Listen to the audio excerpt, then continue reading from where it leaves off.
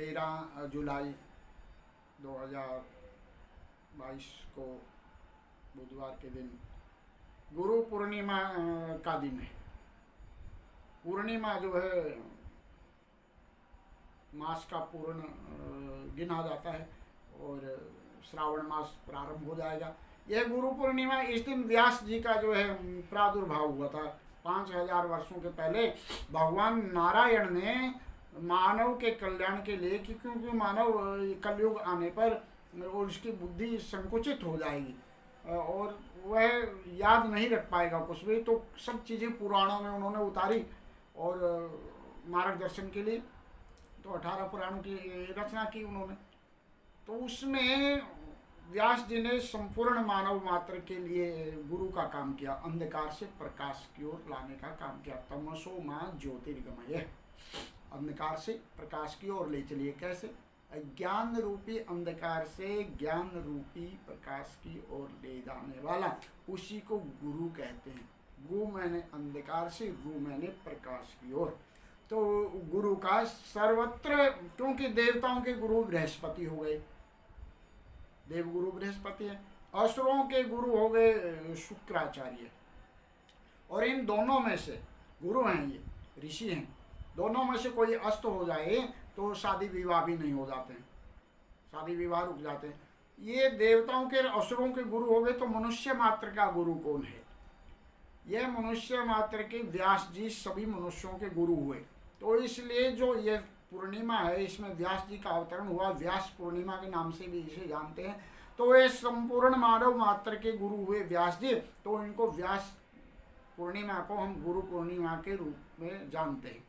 कोई किसी की भी गति गुरु के बिना हो नहीं सकती, गुरु की निरंतर आवश्यकता होती है। किसी भी कार्य में कोई भी हो तो गुरु की आवश्यकता होती है। यह गुरु हमें ज्ञान रूपी अंधकार से प्रकाश रूपी ज्ञान की ओर, ज्ञान रूपी प्रकाश की ओर ले जाते हैं। क्योंकि सर्वप्रथम जब ब्रह्मा और विष्णु के बीच में यह विवाद हो गया, ब्रह्मा जी ने विष्णु जी को देखा, विष्णु जी ने ब्रह्मा जी को, और कुछ था ही नहीं, तो दोनों आपस में विवाद संवाद करने लगे।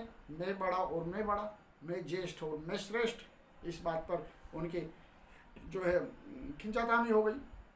तो भगवान शंकर ने सर्वप्रथम उनको उपदेश देने के लिए एक ज्योतिर्स्तंभ के रूप में उनके बीच में प्रकट हो गए। जो दुनिया का पहला शिवलिंग है ना, वह ज्योतिर्स्तंभ प्रकट हो गया दोनों के बीच में। उन्होंने ऊपर देखा और नीचे देखा और आंख नहीं खोल पा रहे, इतना उसमें प्रकाश था। क्योंकि अंधकार से, अज्ञानता से लड़ रहे थे, तो भगवान प्रकाश के रूप में उनके बीच में खड़े हो गए। तो ब्रह्मा जी ने उनके ऊपर के भाग का पता लगाने के लिए प्रयत्नशील रहे और विष्णु जी अधोभाग का, लेकिन उनका और छोड़ नहीं पाया। तो अंत में आके आत्मसमर्पण कर दिया कि हम आपके आदि और अंत का पता नहीं लगा पाए, आप कौन हैं। तब आवाज़ आती है कि मैं ही ज्येष्ठ हूँ, सबसे पहला मैं ही हूँ और मैं ही श्रेष्ठ हूँ। तो भगवान शंकर फिर उन मूर्त रूप में उनके सामने प्रकट हो गए और वह ज्योतिर्स्तंभ अदृश्य हो गया। उस ज्योतिर्स्तंभ के बाद धरती पर कोई शिवलिंग स्थापन हुआ, वह स्थानों है। तो ये शिव आदि गुरु हैं, सभी के गुरु शिव हैं, देवताओं के, असुरों के, ऋषि मुनि, सबके, मनुष्यों के भी। इन गुरुओं के भी, बृहस्पति और शुक्राचार्य के भी वही गुरु हैं।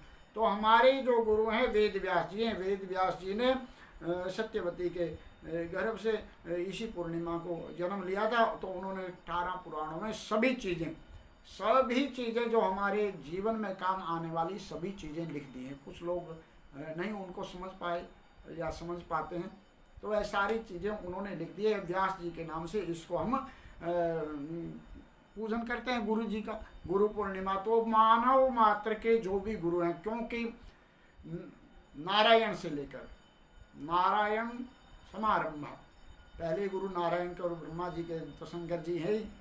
तो फिर नारायण जी को शंकर जी ने उपदेश दिया, मंत्र दिया, नारायण ने आगे अन्य ऋषि मुनियों को दिया, तो उन्होंने आगे निरंतर यह परंपरा आज तक चली आ रही है। ठीक, आज तक वही परंपरा को हम लोग निभाते आ रहे हैं। तो उसी परंपरा अनुसार शिष्यों को गुरु जी मंत्र भी प्रदान कर देते हैं और हम लोग जो हैं सभी अपने अपने गुरु जी का इस दिन पूजन करते हैं। तो गुरु जी का कोई भी हो, सभी मनुष्यों का एक न एक गुरु होता है। कोई न कोई गुरु होना चाहिए। एक सदगुरु, एक सदग्रंथ और एक सदमंत्र मनुष्य के जीवन में हमेशा रहना चाहिए। जो इन तीनों सूत्रों को पकड़ के आगे बढ़ेगा वह निरंतर वृद्धि को प्राप्त होगा, उसका कल्याण होगा। क्योंकि दो तरह के प्राणी संसार में, एक गुरुमुखी और एक मनमुखी। जो मनमुखी है वह जगह जगह ठोकर खाता है, मार्ग से भ्रष्ट हो जाता है, पथ भ्रष्ट हो जाता है और कभी कभी मुसीबत में भी फंस जाता है। तो जो गुरुमुखी होता है वह निरंतर आगे को बढ़ता है। जो गुरु की सीख को लेकर आगे चलते हैं तो उनका स्वतः कल्याण हो जाता है। वह तो एक कड़ी है, आदि गुरु शंकर जी हैं, उन्हीं का ऑपरेशन किया हुआ मंत्र आगे आगे, फिर नारायण और नारायण से आगे आगे अस्मदाचार्य, त्रोटकाचार्य आदि आदि से होते हुए तो यहाँ तक पहुँचा है। वो तो उसी परंपरा को हम लोग जैसे तैसे सब लोग जो भी गुरु हैं जहाँ जहाँ जिस चीज़ के तो आगे बढ़ा रहे हैं। तो गुरु का पूजन सभी को इस दिन करना चाहिए। व्यास जी का पूजन करना चाहिए और अपने अपने जो भी जिनके गुरु हैं उनको करना चाहिए। और ये बात मैं बताऊंगा, भले ही मुझ पर कोई भी आरोप लगे जातिवाद का या उसका, इनके चीज़ के बिना हम लोग अपनी जो है पहचान भूल जाएंगे।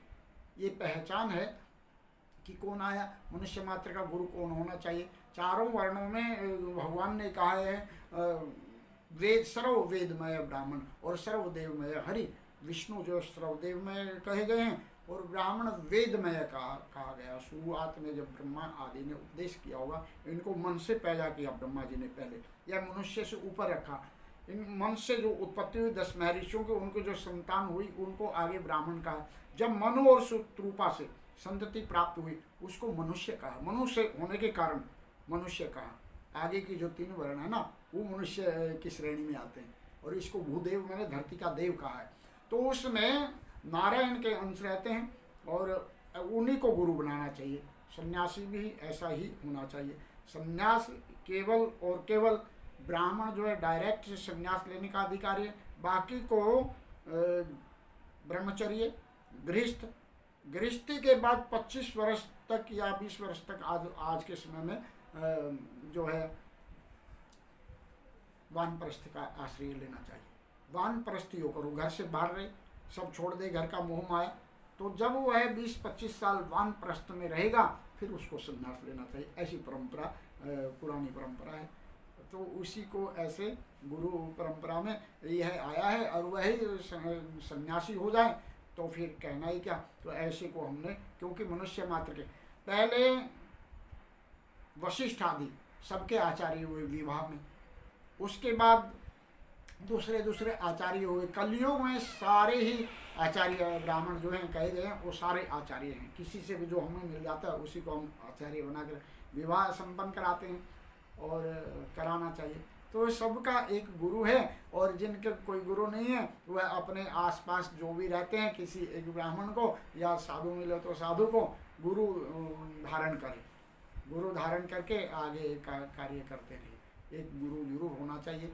एक किसी ग्रंथ को पकड़ो, उसका सहारा लेकर चलो। उनमें बहुत सारी चीज़ें जो हमें जीवन में कोई नहीं बता पाता उसमें उपाय मिल जाते हैं, मार्ग मिल जाता है। और एक मंत्र पकड़ के रखना चाहिए, कोई न कोई मंत्र जपते रहना चाहिए, लेकर चलना चाहिए। हमारी पुरातन परंपराएं उनको हमें, हमारी जिम्मेवारी उनको कायम रखना, उनको बनाए रखना। हमारा जो भी चीज़ है पुराणों में जो लिखा पूर्ण रूपेण एकदम साइंटिफिक है, उसे पूरा विज्ञान कहते हैं हम लोग। वह आज के वैज्ञानिकों के समझ में नहीं, 2.5% का विज्ञान लेके चल रहे हैं।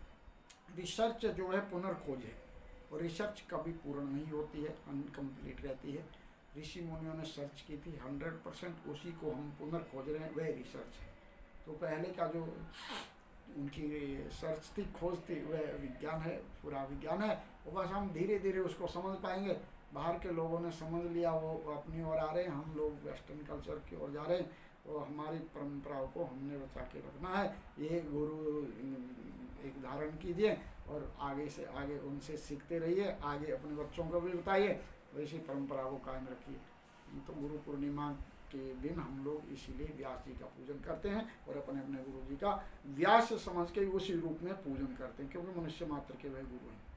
तो हम मनुष्य हैं तो मनुष्य को, जब राक्षसों ने भी शुक्राचार्य को गुरु बनाया है, समझिए, तो हम मनुष्य होकर भी गुरु नहीं बनाएं किसी को, या गुरु रखें नहीं, या गुरु धारण न करें, तो फिर क्या होगा। तो माता पिता को ही गुरु समझ लीजिए पहले, तो वो है ही, पहला गुरु तो माँ ही होता है, फिर आचार्य दूसरा गुरु होता है। तो जो मंत्र प्रेषण करता कुल गुरु या जो भी है, तो वह तो गुरु होता है। सबके कुल गुरु भी हैं, अपने अपने आचार्यों को बुलाते हैं शादी विवाह में। खुद को गोत्र नहीं मालूम होते, आचार्यों को सब मालूम होती परंपराएं जो हैं। तो ऐसे यह परंपराएं कायम रहनी चाहिए, आप सभी की जिम्मेवारी है, और इसमें कोई दूसरा भाव नहीं आना चाहिए। सब लोग मिलके काम करते थे।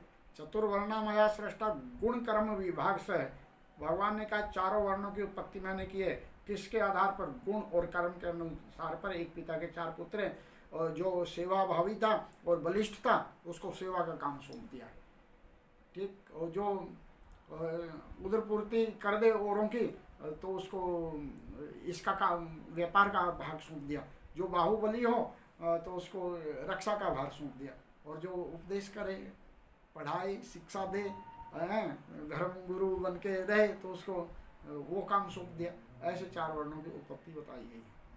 तो इसके अनुसार इन्हीं परंपरा को हमें कायम रखते हुए, उसी के अनुसार हमें काम करते हुए, जो भी सेवा भाव में लगा रहा, अपने अपने कर्म में लगा रहा, तो उसका कभी नुकसान नहीं होता। स्वधर्मो श्रेय निधनम पर धर्मो भयावह। यह उसी परंपरा अनुसार सेवा करना भी हमारा धर्म ही है। और जो अपने धर्म में लगा रहता है, फिर उसको कोई भय नहीं है। दूसरे के धर्म में प्रविष्ट होएगा काम और कर्तव्य में, तो वह जरूर गड़बड़ करेगा। तो इसलिए गुरु जी धारण करें, गुरु का पूजन करें। इसी परंपरा से लोग व्यास पूर्णिमा को गुरु जी का पूजन करते हैं। तो यही गुरु पूर्णिमा का वो है, करना चाहिए, और इसी भाव से मनाते हैं लोग, मनाते रहना चाहिए। सारी परंपरा हमें बना के रखनी।